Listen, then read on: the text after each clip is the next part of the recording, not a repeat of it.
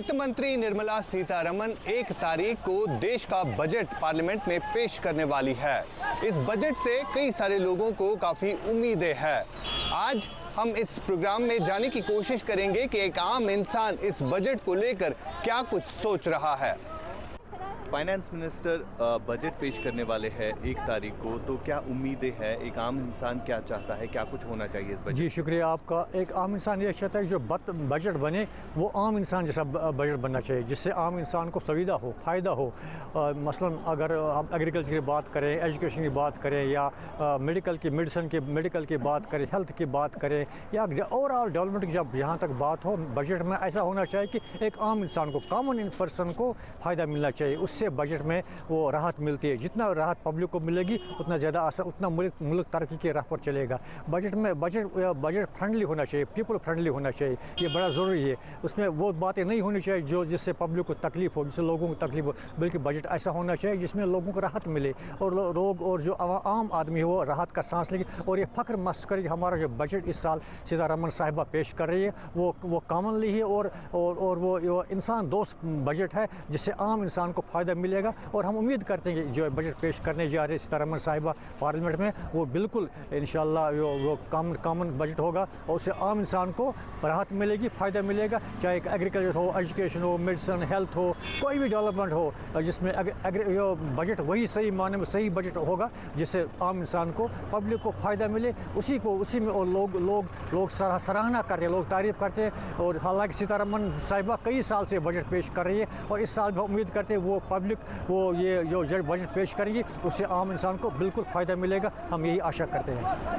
सबसे पहले अगर मैं जम्मू कश्मीर की बात करूं तो इस वक्त की बात की जाए तो काफ़ी पैमाने पे जो है इस वक्त गरीबी है। और अगर हम महंगाई की बात करें तो महंगाई भी काफ़ी ज़्यादा बढ़ चुकी है। इस वक्त की अगर बात की जाए तो छोटे छोटे एंटरप्रेन्योर्स जो हमारे बडिंग एंटरप्रेन्योर्स हैं, उन्होंने अपना बिज़नेस स्टार्ट किया और उनका यही कहना होता है कि महंगाई इतनी ज़्यादा बढ़ चुकी है, जितना हम प्रॉफिट नहीं कमाते हैं लेकिन उससे ज़्यादा हमें खर्चे हो जाते हैं, उससे ज़्यादा हमें एक्सपेंसेस हो जाता है। और ऐसे में इस वक्त बजट की बात की जाए तो हम चाहते हैं कि बजट इस तरीके से पेश किया जाए कि जितने भी गरीब तबके के लोग हैं उनके लिए वो फ़ायदेमंद हो। टैक्सेस की बात अगर की जाए तो टैक्सेस में इस वक्त इतने ज़्यादा, अगर लोगों से बात की जाए टैक्सेस के बारे में, तो टैक्सेस का नाम ही सुन के वो खौफ होता है, क्योंकि टैक्सेस इतने ज़्यादा हमें भरने पड़ते हैं। अगर सामान कहीं से कहीं लेना पड़ता है उसमें उतने का सामान नहीं होता है जितना हमें उस पर GST, SGST ये सारी चीज़ें भरनी पड़ती है। और ऐसे में हमारी गवर्नमेंट से भी यही गुजारिश है कि अगर आप बजट का ये सारी चीज़ें जो है पेश कर रहे हैं तो उस बजट को इस तरह से पेश किया जाए हमारे GST टैक्सेस पे भी हमें कमी पेशी देखने को मिले। और साथ ही साथ जितने भी हाउस होल्ड आइटम्स हैं, अगर रोज़मर्रा ज़िंदगी की बात की जाए, काफ़ी सारे ऐसे लोग हैं जो रोज़मर्रा ज़िंदगी में खा भी नहीं पाते हैं, क्योंकि उनका यही कहना होता है कि महंगाई काफ़ी ज़्यादा बढ़ चुकी है। हाउस होल्ड आइटम्स चाहे वो पेट्रोल हो, खाने पीने की चीज़ें हो, वो सारी चीज़ें उनमें भी हमें कमी पेशी देखने को मिले। ऐसी हमारी जो है गुजारिश है गवर्नमेंट से कि वो इस तरह से अपने बजट को आगे जाके पेश करे। हाउस होल्ड आइटम्स की ही आप बात लीजिए कि हाउस होल्ड आइटम्स इस वक्त इतने ज़्यादा महंगे हो गए हैं, इतना ज़्यादा जो है हमें महंगाई देखने पे मिल रही है। पेट्रोल की ही बात कीजिए, पेट्रोल इस वक्त हमें रोज़मर्रा ज़िंदगी में इस्तेमाल होता है, लेकिन पेट्रोल भी हमें काफ़ी ज़्यादा जो है महंगा मिल रहा है। ऐसे में गवर्नमेंट से ये गुजारिश रहेगी कि वो इन सारी चीज़ों पर जो है कमी पेशी करे। और साथ ही साथ टैक्सेस की भी बात करूंगी, टैक्सेस के लिए वो भी कमी पेशी करे, क्योंकि GST, SGST, CGST ये सारी चीज़ें हमें इतनी भरनी पड़ती है। क्योंकि अगर बिज़नेस इस वक्त करेगा हर कोई इस वक्त ये चाहता है कि वो अपना ही बिज़नेस स्टार्टअप करे, लेकिन जब वो बिज़नेस करते हैं वो उसमें ऐसे प्रोडक्ट्स लेके आते हैं, लेकिन उनको उन प्रोडक्ट्स पे सबसे पहले ज़्यादा GST भरना पड़ता है। SGST, CGST ये सारी चीज़ें उनको भरनी पड़ती है और उतने की वो प्रोडक्ट आई नहीं होती है जितना हमें उस पर टैक्स भरना पड़ता है। ऐसे में आपको एक बार फिर से कहना चाहूँगी कि गवर्नमेंट से यही गुजारिश हमारी रहेगी कि वो बजट के लिए कमी पेशी करे, बजट उस हिसाब से प्रेजेंट करे ताकि लोगों को उसके लिए जो है फ़वाइद मिले, लोग उससे आगे जाके, क्योंकि अब समर भी आने वाला है तो सीज़न भी आने वाला है काम का, तो लोगों की उससे फ़वाइद मिले। क्या उम्मीदें हैं? एक आम इंसान क्या चाहता है? इस बजट में क्या कुछ होना चाहिए? देखिए, बजट हमारे स्टेट का फ्यूचर डिसाइड करेगा। ये आज का बजट है, बहुत ही अहम बजट है। स्टेट से रिलेटेड जितने भी मामलात है या तो हल हो जाएंगे या हम तड़पते रहेंगे। हम चाहते हैं कि हॉर्टिकल्चर सेक्टर के लिए अच्छा बजट हो, यहाँ का हमारा एजुकेशन सेक्टर के लिए, हेल्थ सेक्टर के लिए, खासकर जो सोशल वेलफेयर हमारा है उसके लिए, क्योंकि लड़कियाँ, बहुत सारी गरीब लड़कियाँ ऐसी है जिनको मैरिज असिस्टेंस मिलती है, उनमें वो थोड़ी बढ़ोतरी होनी चाहिए। हमारा जो इंफ्रास्ट्रक्चर है उसमें पैसा आना चाहिए ताकि यहाँ पर इंफ्रास्ट्रक्चर डेवलपमेंट हो जाए, यहाँ के रोड्स है।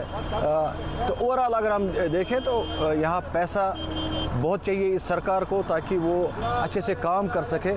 और जो अनएम्प्लॉयड यूथ है उनके लिए उन्होंने रखा था कि उनको हम पैसा दे देंगे, 6-6 हज़ार रुपये दे देंगे। उसके लिए उस मद में भी अगर पैसा आ जाता तो उनकी भी इज़्ज़त रह जाती। तो इससे जो जम्मू कश्मीर है सारा डिपेंड इसी पे करता है कि ये जो बजट है इसमें कश्मीर के लिए, जम्मू कश्मीर के लिए कितना पैसा रखते हैं। हमें उम्मीद है कि ठीक ठाक अमाउंट रहेगा। जो पिछला हमारा बजट था उससे हमें ज़्यादा पैसा मिल जाएगा ताकि ये जो स्टेट है अभी मुझे लगता है कि बड़ी इसमें बहुत ज़्यादा प्रेशर है, इसका फाइनेंशियल प्रेशर है, उस प्रेशर से कहीं से ये उभर आती, क्योंकि डेवलपमेंटल सिनेरियो जो हमारा है दिन ब दिन खस्ता होता जा रहा है। हम चाहते हैं कि डेवलपमेंट हो जाए यहाँ पर। हमारे जो टाउन्स हैं, हमारे जो गांव है, पंचायत के इलेक्शन होने हैं उनको भी पैसे चाहिए होंगे, और जो हमारे जो अर्बन लोकल बॉडीज़ है उसका इलेक्शन होना है उनको भी पैसे चाहिए होंगे।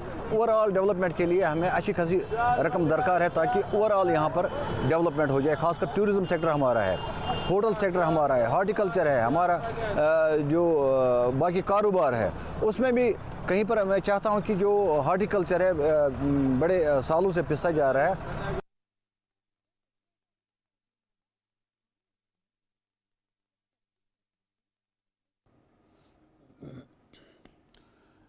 तो बजट को लेकर बहुत सी उम्मीदें पूरा देश इस वक्त लगाए बैठा है। 1 तारीख क्योंकि बहुत नज़दीक है, बहुत दूर नहीं है। 1 तारीख को निर्मला सीतारमण वित्त मंत्री बजट पेश करेंगी, तो हर सेक्टर के लोग ये उम्मीद पाले हुए हैं कि इस बार बजट में उनके लिए कुछ खास होगा। और ख़ास तौर पर जो एक मध्यम वर्गीय परिवार है, एक मिडिल क्लास फैमिली है, उनकी बहुत सी उम्मीदें हैं, क्योंकि एक जो सरकार को मिलने वाला टैक्स है उसमें एक बड़ा हिस्सा जो मध्यम वर्गीय परिवार है उनकी तरफ से जाता है। तो ऐसे में टैक्स कम हो, इस बात की उम्मीद पाले हैं। ऐसा भी कहा जा रहा है कि पिछली बार और इस बार के बजट में अंतर शायद ये हो सकता है कि जो ओल्ड टैक्स रिजीम है वो चेंज हो और इस बार पूरी तरीके से न्यू टैक्स रिजीम के तहत जो सारी टैक्स व्यवस्था है उसको कर दिया जाए। तो बहुत सी ऐसी चीज़ें हैं। रियल एस्टेट सेक्टर की अपनी उम्मीदें हैं, एनर्जी सेक्टर की अपनी उम्मीदें हैं, हेल्थ सेक्टर है।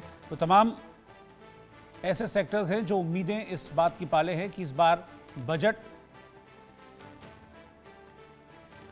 शानदार होगा और उनकी उम्मीदों को पूरा करेगा।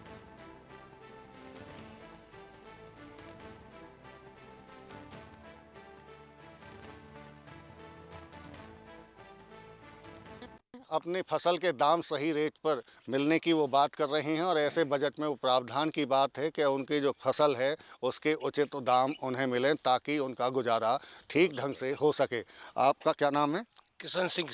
किशन सिंह जी, आपको क्या लगता है इस बजट से कितनी उम्मीदें हैं? हमें उम्मीद है तो ये जी कि मतलब हमारे तो किसानों का जो नुकसान हो रहा है, लील गाय कर रही हैं, बिजारें कर रहे हैं, और इनका कोई मतलब जो सरकार यानी मदद करेगी तो कोई बात है, नहीं तो खेत खाली कर दिए जी बिजार।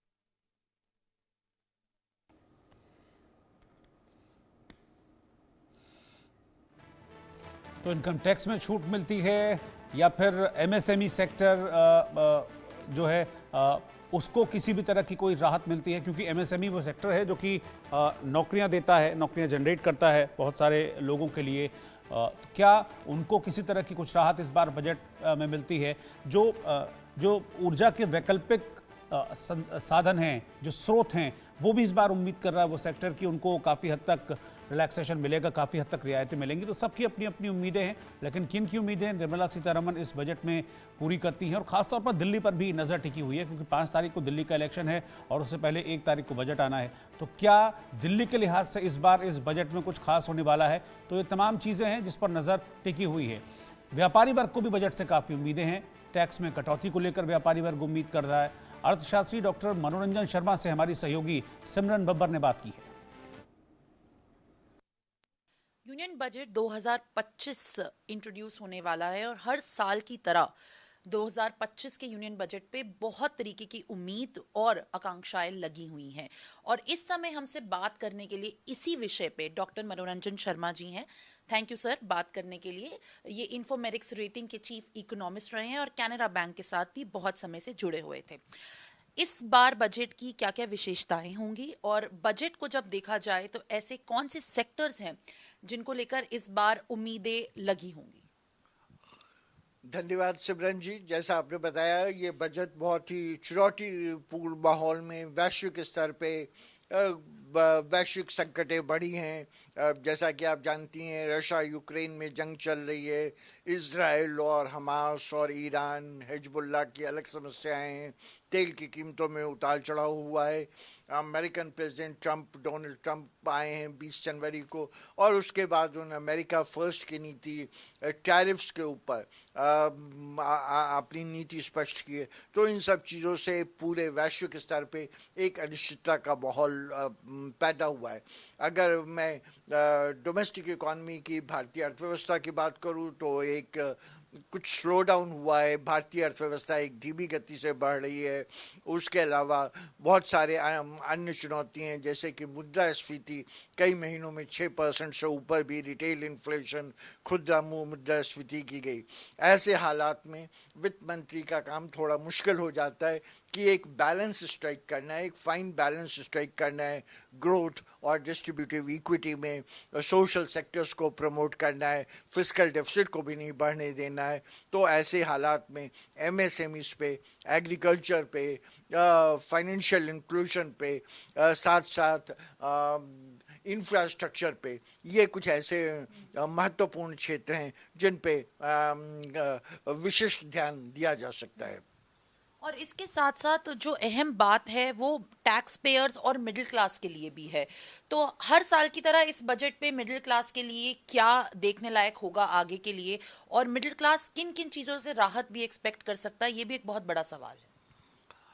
जैसा आप जानती हैं कि मिडिल क्लास का ये मानना है कि उनके ऊपर टैक्सों का बोझ बहुत ज़्यादा हो गया। हिंदुस्तान की स्थिति आप देखेंगे तो पाएंगे तकरीबन 5% लोग ही इनकम टैक्स देते हैं। तो दूसरे शब्दों में 95% हिंदुस्तान की जनसंख्या इनकम टैक्स नेट से बाहर है। तो कुछ हद तक खास के जो निचले तबके वाले जो लोग हैं, 10 लाख से नीचे कुछ रिलीफ दिया जा सकता है, स्टैंडर्ड डिडक्शन में कुछ बदलाव किया जा सकता है। पुरानी स्कीम में इनकम टैक्स की अभी 2 स्थितियां चल रही, जिसको हम ओल्ड रेजिम और न्यू रेजिम की संज्ञा देते हैं। तो ऐसी हालत में पुरानी स्कीम में कुछ डिडक्शंस अलाउड थे। हाउसिंग के जो एक सरकार की एक फोकस एरिया है, उसमें इंटरेस्ट का 1,50,000 तक डिडक्शन की फैसिलिटी थी। उसी लाइंस पे कुछ नई स्कीम में भी बढ़ावा दिया जा सकता है। जीएसटी के कुछ रेट्स में रैशनलाइजेशन और बदलाव की गुंजाइश है, थोड़ा नीचे किए जा सकते हैं। तो इन सब चीज़ों से आम आदमी को कुछ राहत मिलेगी। जी बिल्कुल, जिस तरीके से आम आदमी के लिए भी ये बजट बहुत अहम होने वाला है, उस तरीके से बहुत सारे ऐसे सेक्टर्स हैं जिसमें और भी राहत के लिए एक्सपेक्टेशन हो सकती है। पर किस तरीके की ये राहतें होंगी ये सिर्फ 1 फरवरी को ही पता लगेगा, यूनियन बजट जिस दिन प्रेजेंट होगा। थैंक यू डॉक्टर मनोरंजन जी हमसे बात करने के लिए। दिस इज सिमरन, सहयोगी हिमांशु के साथ फॉर इंडिया न्यूज़। और गाजियाबाद के रियल एस्टेट कारोबारियों को बजट से क्या उम्मीदें हैं, देखिए सहयोगी अनिल चौधरी की रिपोर्ट। मैं कहीं ना कहीं जुड़ा हुआ हूँ, बहुत सारी उम्मीदें रहती हैं। सबसे बड़ी उम्मीद ये रहती है कि हम जिसको डिलीवरी दे रहे हैं उसको कहीं ना कहीं लेते वक्त ये दुख ना हो कि मैं लुट गया। हम बिल्डर लोगों को ऊपर एक बहुत बड़ा आरोप लगता है कि हम लोग बहुत ही ज़्यादा प्रॉफिट कमाते हैं। ये सब ऐसा नहीं है। हर बिल्डर का एक निश्चित प्रॉफिट होता है, क्योंकि सभी को अपना लाइवलीहुड चलाना है। हम ये उम्मीद करते हैं कि सरकार को सबसे पहले तो जो सब्सिडी बेस्ड लिंक्ड स्कीम है उसको दोबारा से चालू करना चाहिए। 2025 के बजट में इसको प्रावधान रखा जाना चाहिए। दूसरा, जो अफोर्डेबल हाउसिंग है उसका जो शेयर है, मार्केट शेयर, वो 38 से 18% के लगभग आ गया, जहाँ तक मैं गलत नहीं हूँ। तो उसको दोबारा इस्टेब्लिश करने के लिए सरकार को अफोर्डेबल हाउसिंग के लिए कुछ ना कुछ कदम उठाना चाहिए, जैसे कंट्रोल लैंड को उपलब्ध कराना। बिल्डर्स को यदि लैंड कॉस्ट कंट्रोल मिलेगी तो वो आगे निश्चित रूप से कंट्रोल्ड प्राइस पे चीज़ों को डिलीवर कर पाएगा। इसके लिए आप पोर्ट ट्रस्ट ऑफ इंडिया की ज़मीनें हैं, रेलवे की ज़मीनें हैं, बहुत सारी गवर्नमेंट एजेंसीज हैं जो आप इजीली बिल्डर्स को एक कंट्रोल रेट पर कंट्रोल रेंट उपलब्ध करा सकते हैं। तीसरी चीज़, जो बायर्स हैं, जो उनका लोन, जो प्रॉपर्टी लोन इंटरेस्ट है, वो अभी 2% डिडक्शन पे 2% है, उस 2 लाख है सॉरी, उसे बढ़ा के 5 लाख तक कम से कम किया जाए तो कम से कम बिल्डर्स को, बायर्स को, उसका बायर्स का विश्वास जीतने में आसानी रहेगी। बायर्स को लगेगा कि हाँ मुझे भी कुछ फ़ायदा हो रहा है।